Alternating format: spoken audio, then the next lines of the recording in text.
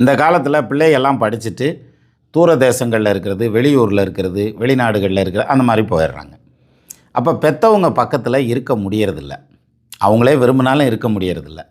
சிலருக்கு வச்சு பார்க்குறதுக்கு பொறுமை இல்லை. அதனால் உனக்கு என்ன வேணும் அதை மட்டும் கேளு, நான் அனுப்பிச்சி விட்றேன், பேசாமல் அங்கேயே உட்காந்துரு, நீ இங்கே வராத, இங்கே வந்தேன்னா குடும்பம் நாளாக போயிடும் அப்படின்ட்டு பேசுகிற பிள்ளைகளும் உண்டு. சரி, இந்த பிள்ளைங்க கடைசி வரைக்கும் தாய் தகப்பனாரை வச்சு பார்க்குமா அப்படிங்கிறத ஜாதகத்தில் தெரிஞ்சுக்கலாமா அப்படின்னா தாராளமாக தெரிஞ்சுக்கலாம். அது எப்படின்னா, வச்சு பார்க்குறதுக்கு நிறைய கிரக அமைப்பு இருக்குது. யார் பார்க்க மாட்டேங்கிறதுக்கு சொல்கிறேன்.